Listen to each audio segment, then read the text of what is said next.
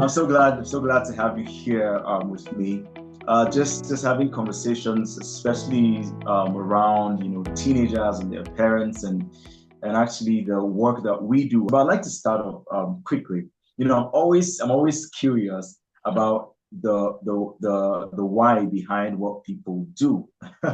So, what would you say got you into coaching teams and working with families in the first place? Like, how did Yeah, so that I think start? it's a story 23 years ago or 24 years ago when I started my career.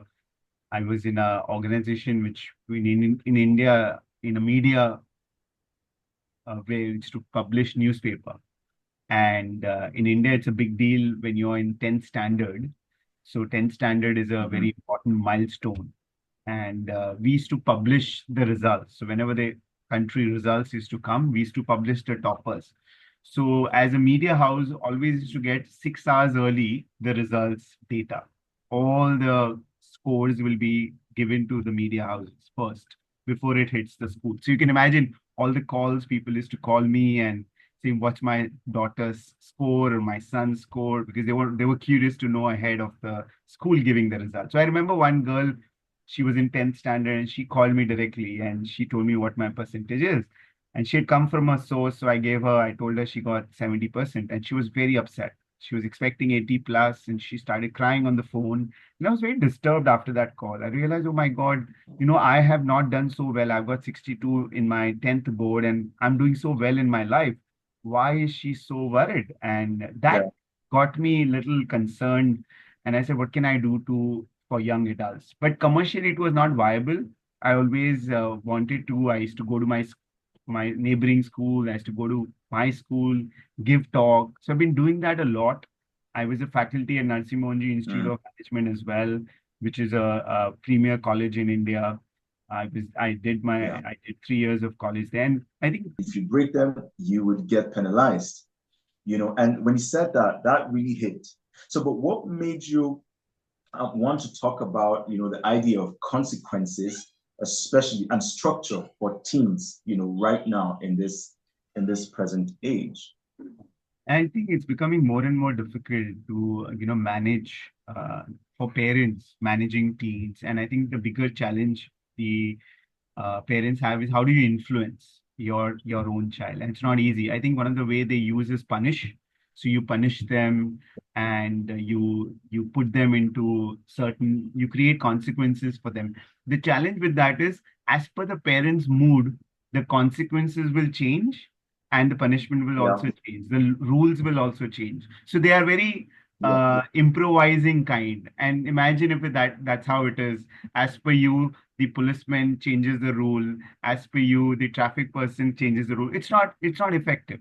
So how can you Yeah. ensure that your child listens to you? So I think first base is the affection and love. You have to, and the emotional tank of love has to be full by the parent. I think that's one important aspect. But because of peer orientation, because they're getting so focused on peer, how the peers are, they are aping them literally. They are trying to copy the way my friends are. If they are being yelling, Yeah. if they're using foul language, if they are experimenting using Yeah. drugs, they're experimenting in doing something which is not right. I may want to also do that because my emotional impulse is so high. I'm not able to think of rationally, is it right or wrong? So it's parents' Yeah. responsibility to help them understand the right and wrong, and also not just Hmm. always by being permissive parent. You have Yeah. to have certain boundaries, and if you Absolutely. don't create those boundaries, then the kid may take you for granted. And parents today are That's so wanting the comfort of their own child because they have seen how hardships it was for them to grow up. So they don't want to give that. They want Yeah. to give them every comfort. So then sometimes the Right. child can take it for granted. He or she may lie. He or she may break, timing rules or something like that. So it's very important that this is a proactive measure where parents Yeah. do this as a forum. And I always recommend my parent teams who I'm coaching that do it proactively, then react. Identify the ways of working is what we call it, a wow. And that agreement has to be Wow. jointly. connected. It cannot be one way. It cannot be, okay, this is the Yeah. rule, this is the consequence. It has to be discussed, saying that, all right, you tell me if you have to study and complete the homework after coming from class. If you're not able to do and you get a bad remark, how should we deal with that? What should be the Yeah. ways of working? So it's a parent having a conversation. It's not like trusting the rule onto the individual, is jointly Yeah. discussing that. And the moment you do that, what happens is there is a connection. We use a lot of don'ts in our conversation. That's so negatively oriented. We need to use a lot of do's, positive Yeah. reframing. And that's why Yeah. I believe this is very important to have a joint conversation. The first step is having a joint conversation. The second step is then premeditating what is the rules, and its rules is not trusted but discussed. And very often the challenge comes up is when the rule is broken. If my mood is Mhm. bad as a parent, I may add 3 4 consequences more, which can come Yeah. across as very unfair. Versus if my mood is very happy, I'm very happy, excited at that day, at that point in time, I may be very easy going on that rules. I say, all right, that rule doesn't apply today, don't worry, but don't do it for the next time. So the Yeah. child is confused, and he or she wants to then use that to his or her advantage, right? Because that's a defense mechanism the child will Advantage. have, right? So I think those are the things which I would say parents should be very careful. One is creating the rule, the other is following it and helping the child work along with it. Wow. Thank you. Thank you so much. I think that this is really powerful, and you know, it's interesting how we approach the idea of rules and consequences. But I love the idea of the collaboration. It's not a one-way thing, but that both of you come together, and I think that's the idea of the wow effect. So would you like how did really the idea of the wow agreement come about? Did you have a particular incident that happened, or what really brought it up? What made it how did it come about, basically? Yeah. So I think we often use the word ground rules, and it's so negative in that term. And so we have different forums in India. We keep doing work for as a facilitator groups for different levels. So in one of those groups, we came up with this idea: how can we make it inclusive? And then we brainstorm Mm, what are the ways of talking about the inclusivity word. And that's how this wow as a terminology came up. And then I thought it's such okay. a beautiful one to use, especially at this area, because you can't call it rules or agreement, and those words don't resonate with child. So you have to use Mhm. language which resonates with the young adults or teenagers. So that was the thought behind. Okay. So, and I kind of see what you're doing here. The idea that, certain terms or certain phrases may not really sit well with the teens of today, right? But finding a word or a phrase that they can relate to and they can understand.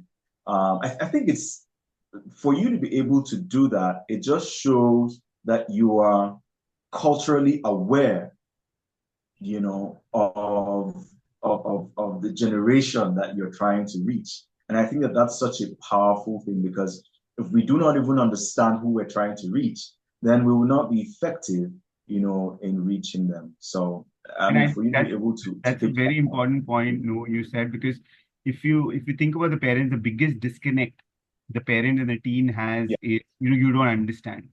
And that's a common yeah, word. I would say that teen yes. uses this word, you don't understand me, and the parent use that one word which you'll see commonly, you have a potential and you're not leveraging your own potential, and both are fighting against Mm, each other on those aspect. And I think customizing that language, because language is such a huge power when it comes to communication, so it's very important to do that. yeah, yeah, absolutely, absolutely. Thank you. So how do you get both parents and their teenagers right to agree on rules and consequences, or let's just say agreements now to get to that agreements and the consequence. How does that work out? How does that play out in a real life situation? Yeah. So, I often tell that it should be, so when we do this discussions, I've done it where parent has come along, and I as a coach also have played a role as a facilitator. But when I'm speaking to parent, I always advise that don't do it alone, do it with both spouse. If you have husband, wife, do it jointly. And Yeah. it's like a very informal conversation. It's not like such a very dictative conversation. It's a very informal discussion where you're not listing the document ahead of time. You are sharing, saying, hey, what is it? Your exams are coming closer. You have to drop playing cricket or you're playing games online. How do we work out Mhm. such that you're following a timetable and you get a balance of your downtime as well? What can we do?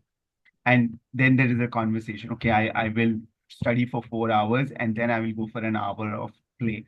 Also, all right, that's great. Now, what if that doesn't happen? At times you may miss that. How can we Yeah. ensure that we are following up with each other, following that structure? And what if you go off? Mhm. So if it's once or twice, it's fine. Dad, what's wrong with it? I can. All right, that's okay. But in a pattern. If in a week 4 times you're not adhering to, then what can we do? Yeah. How can we work out a plan which tells you that hey, that's not acceptable, and you have to take some consequences. And I see a lot of time this Yeah. discussion doesn't happen in one conversation. It might take two or three conversation because your Yeah. idea is, see, the idea is not for you to be very restrictive. The idea is for you, for the child to understand that, hey, you can't take each other for granted.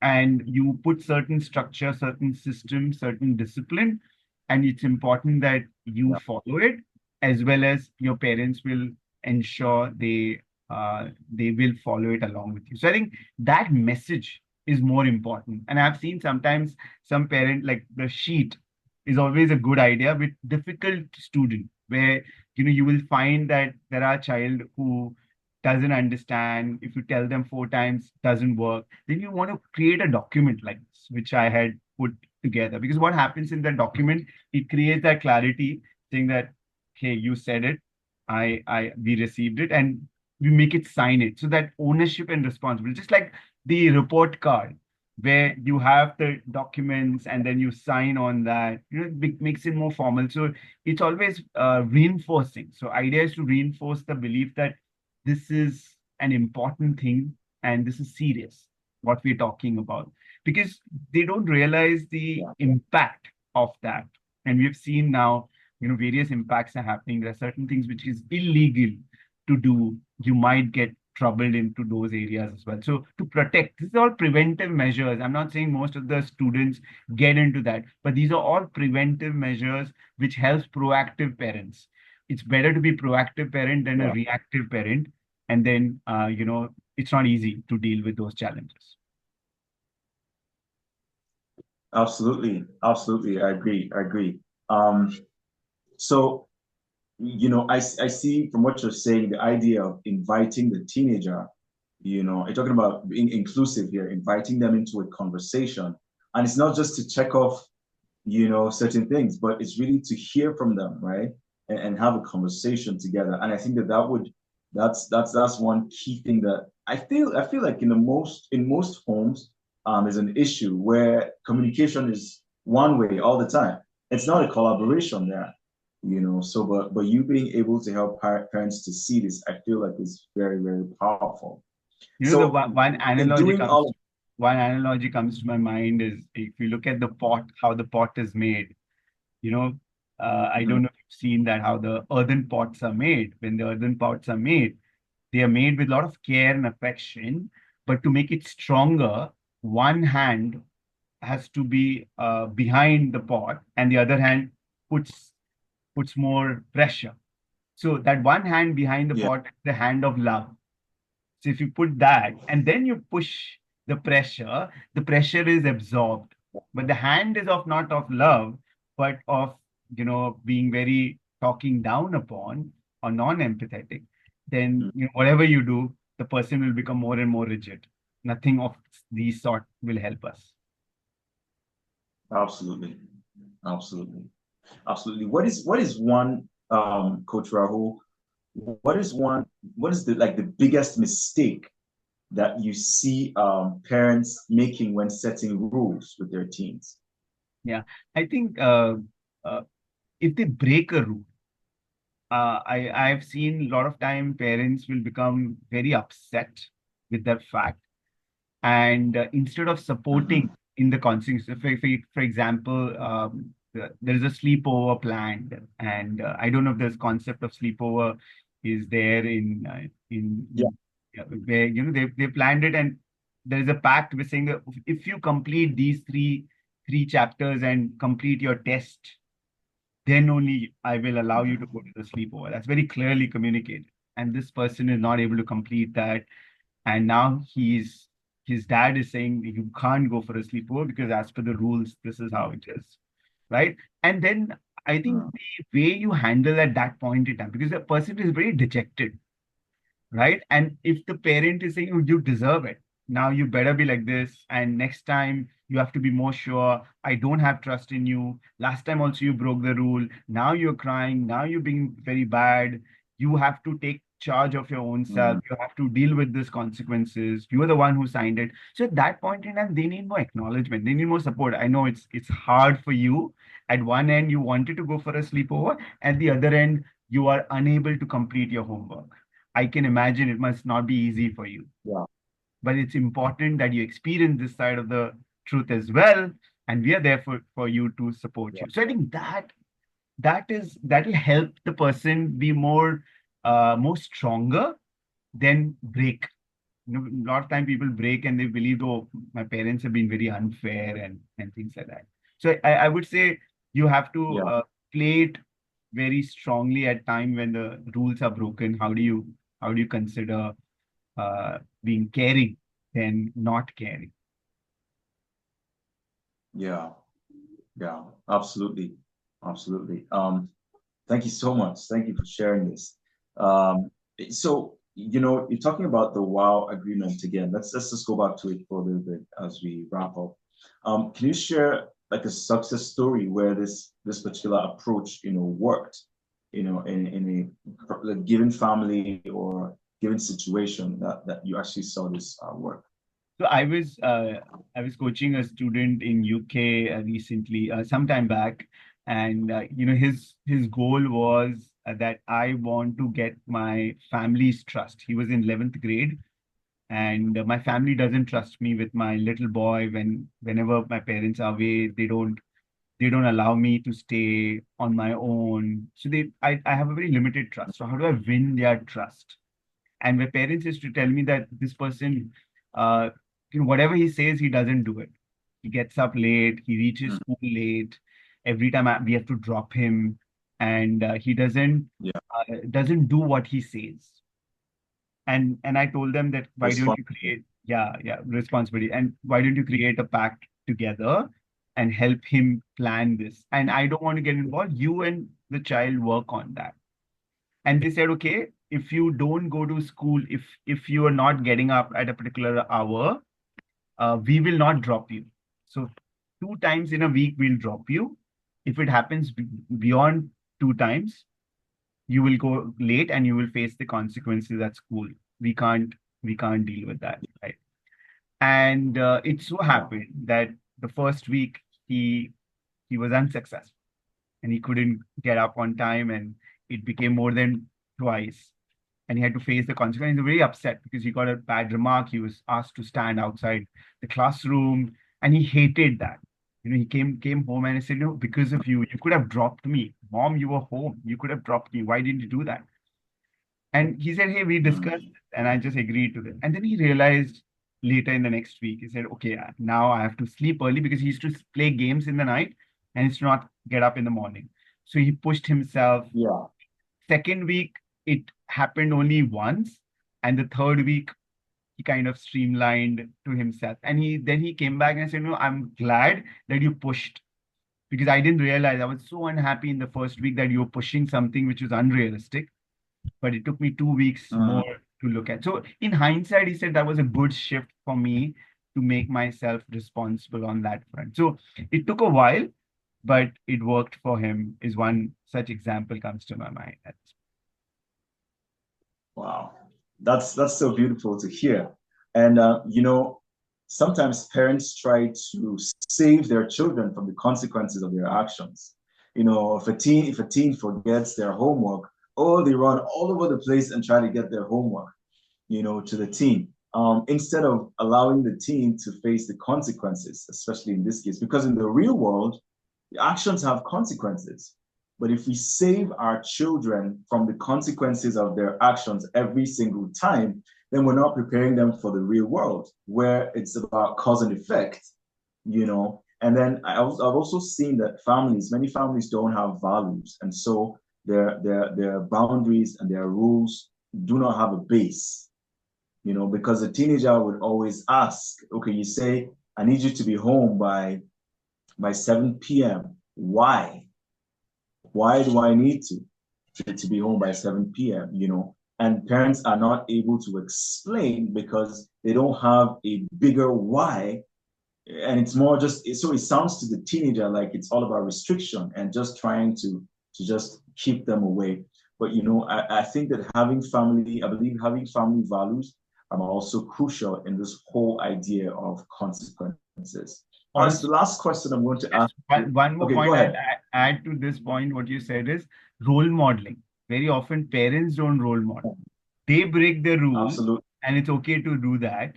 That okay, no phone zone. If they've decided, okay, dinner time, no phone zone, Yeah. and the father is taking calls at that point in time. So I think simple thing like that, and that's what the point you're saying of the values, because I have to stand first as a parent, because that's what people role model.